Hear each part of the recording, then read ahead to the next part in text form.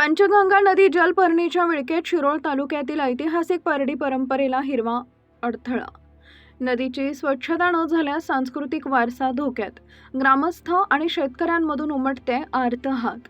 शिरोळ तालुक्याची जीवनदायिनी समजली जाणारी पंचगंगा नदी सध्या जलपर्णीच्या भयानक विळक्यात सापडली आहे. या वाढत्या प्रदूषणाचा फटका आता केवळ पर्यावरणालाच नव्हे तर नदीशी जोडलेल्या शेतकऱ्यांच्या आणि ग्रामस्थांच्या पिढ्यानपिढ्या चालत आलेल्या भाविक व सांस्कृतिक परंपरेलाही बसू लागलाय.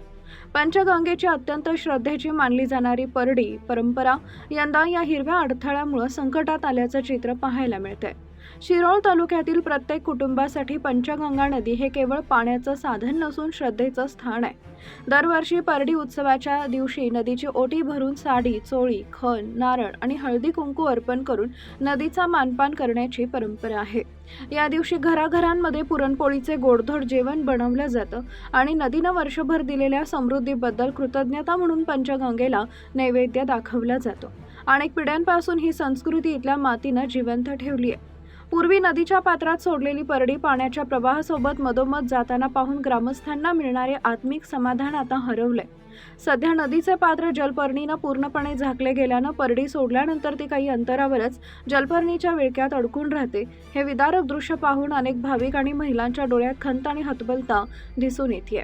नदीपात्रात प्रचंड प्रमाणात जलपर्णी साचल्यामुळे ग्रामस्थांना सुरक्षितपणे नदीच्या मध्यभागी जाऊन परडी सोडणं अशक्य झालंय.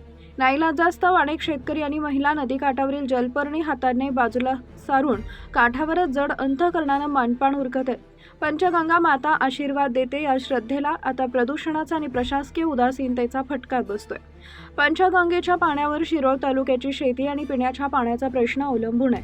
आता हीच नदी धोक्यात आल्यानं नदीला वाचवा, परंपरा जपवा अशी आर्तहाक तालुक्यातून उमटू लागली आहे. प्रशासनानं तात्काळ पंचगंगा नदीच्या स्वच्छतेसाठी ठोस आणि कायमस्वरूपी उपाययोजना कराव्यात अशी तीव्र मागणी शेतकरी व ग्रामस्थांमधून होत आहे.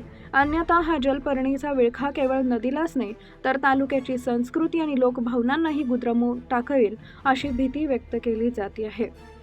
आमच्या प्रतिनिधींसह पाहत रहा CK24 न्यूज.